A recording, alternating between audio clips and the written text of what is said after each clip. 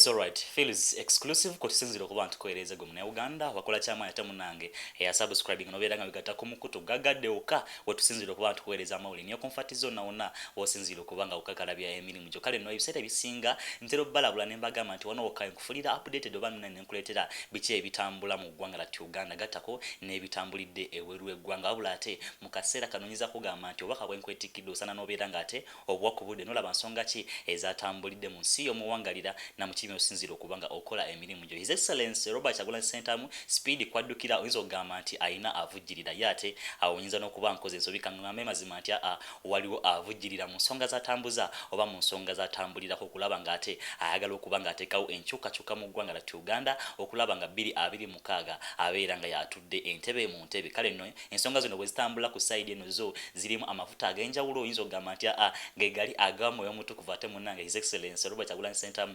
gatambulirako n'okubanga atembeeta ensonga z'okubanga akyusa eggwanga la Uganda lwa nsonga nti ate ensonga zatambuza oba zatambulirako akaseera kano zo azikube abantu ab'enjawulo si bannayuganda bokka azitambuza n'ebweru eggwanga. Mu bannayuganda oba mu Africa wano abakulembeze tutunduliza amaaso amogi mu kaseera kano niyinza okugamba nti Ibrahim Toure yabadde ate munnange akyawambye oba akyalidde empanga mu buufo wabula ate His Excellency Robert Kyagulanyi Ssentamu yamuliddeko sho olunaku olw'ejjo bwe yabadde ng'agenzeeko ku saidi ze Morocco wali munnange yabadde nga lubeera recognized nga president w'eggwanga la Uganda era nga akyasinze okubanga alwanirira eddembe ly'omuntu wa wansi gattako n'oyo omuntu atalina kiddako mu ggwanga la Uganda gattako ne mu Africa wonna. Ebifaananyi byolaba ku screen yo nyiza kugamba nti awono yabadde ali mu kuyozaawozebwa nga aweebwa emidaali gattako n'okubanga aweebwa award nga His Excellency Robert Kyagulanyi Ssentamu omukulembeze akyasinze okubanga alwanirira eddembe ly'omuntu wa wansi. Kale ebya human rights oba naabyo byonna ebitambulira ku buufo bonyinza okugamba nti ate ye ebitiibwa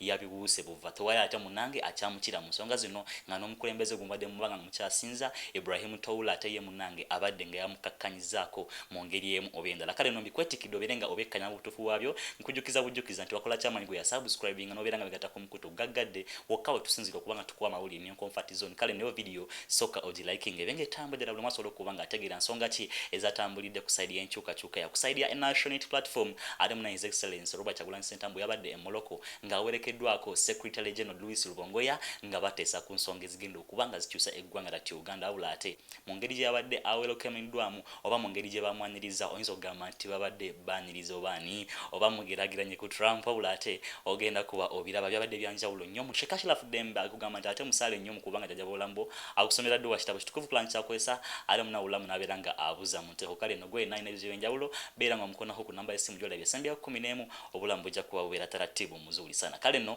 ewatali kuwananyadde oba kulisawo kansuke nkuwe ku nsonga zino ate munnange osooka obeere nga ozekkanya mu butuufu bwazo nakugamba nti nkwetikkira bujulize ensonga nobeera nga ozekkanya beat ku beat ate nga zikuviiridde ku genesis yazo. Kale no sokola kubaka buno akomewo obutwengerero nagaleero. Among many other places, Tanzania. And I ask President Samia, please be a little bit more gentle with your opposition. It's not nice what is happening to some of the opposition figures here. We say to President Museveni, please rein in your son. This I think Bobby Wine is here, who is the leader of the opposition. Are you here, Bobby, or they killed you before you come here? He's here, yeah. Please talk to him to hear what harassment those guys are subjected to. Why? They are citizens of your country. They are not your enemy. And if the people I don't know if Bobby Wine will be a good president or not. I don't know. But if the people of Uganda liked him, and so be it. Okay, what's the big deal? We really need to look at ourselves first. We are very quick to complain about imperialism and colonialism and the other guys and what they're doing for us and what you... Okay, all that's fine. But please look into a mirror and say, is that nice what you see, guys? It's not nice, I'm telling you. So please, we need to get our act together and we need to move forward. I'm sorry, it is not a nice statement, but it's the truth. And you guys need to hear the truth.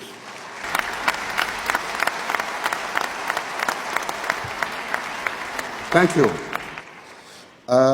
abuterevu musajja mukulu omulabyeko Ibrahim ate nonyeza kugamba nti ate oyo y'omu ku baabadde welcoming His Excellency Robert Kyagulanyi Ssentamu wali mu ggwanga ekkulu erya Morocco. Kale nno mu mbeera bw'etyo omulabyeko ng'agamba nti His Excellency Robert Kyagulanyi Ssentamu tukimanyi bulungi nti atunuuliddwako amaaso agagala okuba nga ate munnange anyigibwa. Mu mbeera yengeeyo okwagalibwa kw'Abannayuganda oba n'ensi yonna kwe bamulinako ate abantu abamu bakibuusa amaaso. Kale nno yalabudde abo bonna abayinza okuba nga bagala okuba nga bayingirira ensonga zino eza His Excellency Robert Kyagulanyi Ssentamu zaalimu ez'okuba nga ayagala obukulembeze bw'eggwanga lyattu Uganda n'abagamba nti mutunuliziddwako amaaso amogi so nga ate ne His Excellency Robert Kyagulanyi Ssentamu yennyini ensi yonna emutunulizaako amaaso amogi. Musobola okuba mwebuuza musajja kyoyo yabadde yabugera n'obusungu oba n'obumalirivu ng'obwo, nyinza kugamba nti ate oyo musajja mukulu Ibrahim abasinga okuba mumutegeera mumumanyi bulungi nnyo. He's a billionaire, mbangamba ku billionaire amanyikiddwa ng'omusajja omugagga mu billions eza dola abalibwa mu bukadde 10+. Kale nno networth engeeyo bw'abanga ahaza okuba nga ayambako His Excellency Robert Kyagulanyi Ssentamu bavujjirire n'okukyusa eggwanga lyattu Uganda, osobola okugamba nti amaanyi oba waaka yiwaali. Kale nno kansuke nkuweko history akwata ku mwami onate munange okomewo atuyongereyo n'agaleero ntamu ti bantu bangi baagala kumutta tebamanyina butabo yatuse mu lukiiko olwabadde Morocco n'agamba nti abantu Bannayuganda baagala President Robert Kyagulanyi Ssentamu. Lwaki oba omukanga kanga okumutta? Omwami oyo abatamumanyi bamuyita Mo Muhammad Ibrahim, abangi bamumanyinga Mo Ibrahim. Musajja mugagga ddala azito wakawumbi ka dola kamu n'obukadde 300. Ono musajja mu Sudani eyo mambuka ate nga musajja mu Ngereza alina obutuuze bwa mirundi 2. Alina ekibiina oba foundation gye bayita Ibrahim Foundation ng'agiteekamu ensimbi mpitirivu. Era Forbes magazine egamba singa musajja mugagga nnyo naye ensimbi ze ezisinga obungi aziteeka nnyo mu foundation eyo. Ono Mo Ibrahim y'omu ku basajja mu Africa yavaayo n'agamba nti agenda kuwa president yenna obukadde bwa dola 5 singa ojja n'okulembera ensi eya Africa n'ozimba amalwaliro n'oteeka n'ensimbi mu byenjigiriza ne mu byokwerinda ate emyaka ekisanyo kyo ne kiggwako n'ova mu buyinza n'okwasa omulala. Nomata oba ofuze ebisanyo 2 naye nga ogendedde ku ssemateeka w'eggwanga n'ova mu buyinza n'okwasa president omulala. N'agamba nti ajja muwa obukadde 5 obwa dola. Bwe njogera ku million 5 eza dola sente mpitirivu. Oyo Mo Ibrahim ate alina baziwadde mu Africa. Nawulirako nti ne yali president wa Tanzania Jakaya Kikwete yagizifunako. Mo Ibrahim musajja mugagga ennaku emabegakawo yeewaayo okukwata ensimbi ze kumpi n'agamba nti oba kusigaza kitundutundu ku ssente zange agenda kuziwaayo okuyamba abanaku. Yoyo omusajja eyabadde ayogera ku President Robert Kyagulanyi Ssentamu n'alaga nti ebimutiisibwatiisibwa President Robert Kyagulanyi Ssentamu naye abiwulira. Ensi yonna etadde amaaso ku President Robert Kyagulanyi Ssentamu. Ensi yonna bonna bamutaddeko amaaso bati.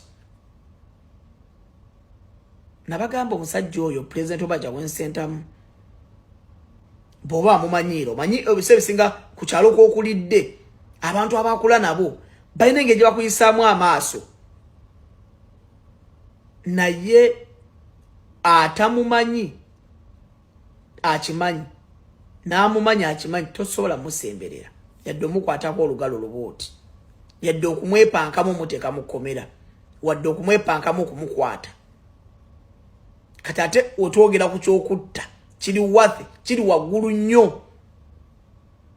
Omusajja ensi emugobe. Abalungi abatuuliriza era abatulaba olunaku olwaleero tukyaddeko ewa Sheikh Ashraf Dembe. Sebo nsanyusa okubalaba. Amannya agange nze Sheikh Ashraf Dembe akola ku bizibu by'enjawulo. Omuntu singa aba alina ebirwadde musomereddwa tunywa amazzi ga lukuya nga bw'obadde ogalaba tugenda abantu ku kyoto ne twokya emizimu emibi egibabaamu n'okulomba edduwa. Abantu singa abeera ng'ali wano atuuse sobola okumulombera edduwa ne waba atatuuse nga mpadde amannya ge naye ng'ali wala neetaze enamba yange yeeno eri 0701763711. Nammwe bannyinaffe abali ebweru oyagala okuba nti oyagala okulombera ku ddwa ng'olina ebizibu viza zibuze amaka gakolongotana sente zikola zimpita mu ngalo ojja kumpeereza ekifaananyi kyo n'amannya go ebyo byokka bijja kummala nja kukulombera edduwa ojja kutereera. Olunaku olusembayo mu mwezi mba n'edduwa eyawamu ffenna n'abalwadde bange abakadde n'abapya. Salaamu alaikum warahmatullahi wabarakatuh.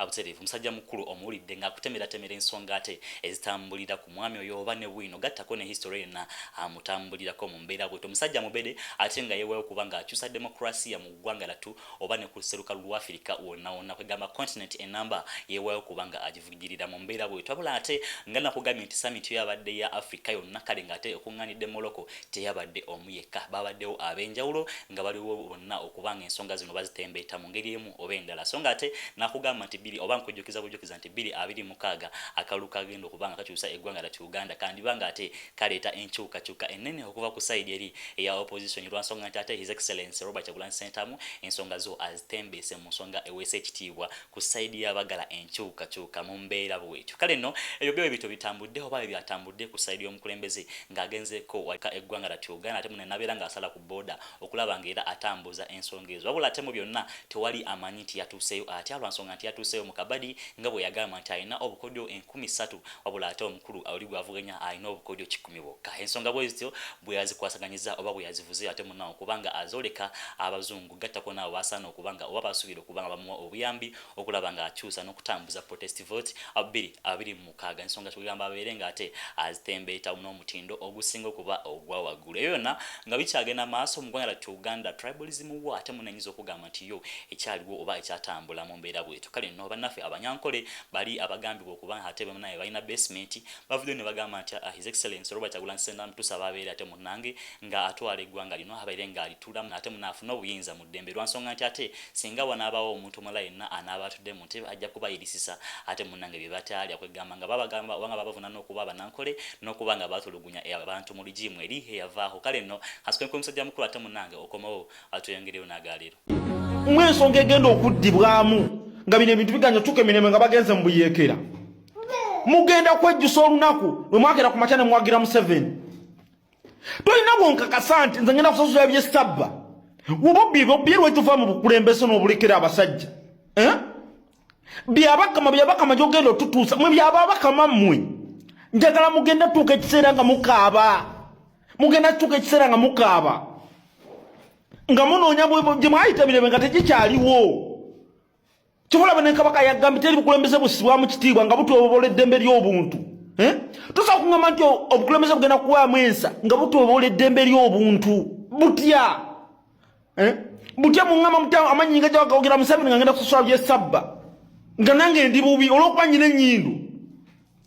Tubula njagenda ku plastic surgery ennyindo bagijjeko.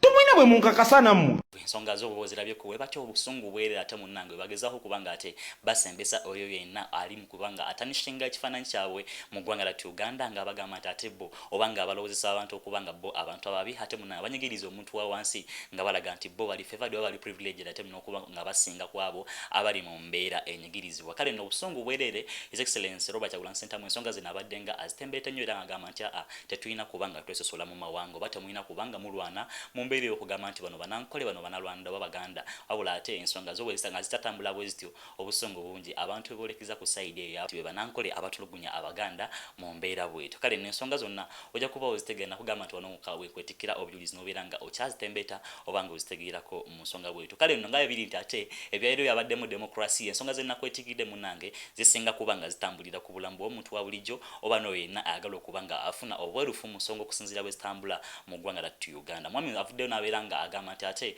bannayuganda tusaanye tubeera nga tulwana oba ne tubeera nga twegattawamu kulaba nga ate tukyusa enkyukakyuka. Ensonga zatemyeko zinjagala osukenkuweko ate munnange okomewo ensonga zino ate tubeera nga tuzookerako ffenna n'obubaka bwo mu comment section bujja kuba nga bunkolere ddala bulungi nnyo okola kyamaanyi gwe abuteekawo. Kale sokolayo ku mwami ono.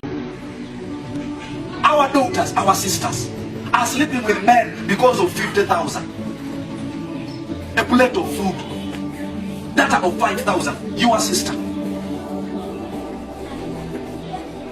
You have gone to school, but the best you can do is to play Ludo in your village because you've tried every available opportunity. There is nothing that you can get. Let no one lie you that you went to school to come and play Ludo. You went to school so that you can get knowledge, to get a job, to earn money, to support your mother, your father, your sisters, and your entire clan. But because this government has no intention to empower you, there is no investment government has put to create jobs that you and me can get. I want to give one example. Are we together? We have a Rampine Industrial Park, isn't it? It is the responsibility of government to allocate investors land for them to come and open factories. When an investor opens a factory, they create what? A job. Which job you and me are supposed to go and work and earn from. Kabeka Industrial Park is in Western Uganda. It is the biggest, most busy and most occupied industrial parks in the whole country. Why? Why? Why? Because that is where they come from. Did you know that Eastern Uganda was carved as a meat zone? Beef, meat. Meat was supposed to come from Eastern Uganda because we as Eastern Uganda have the best meat because of our weather.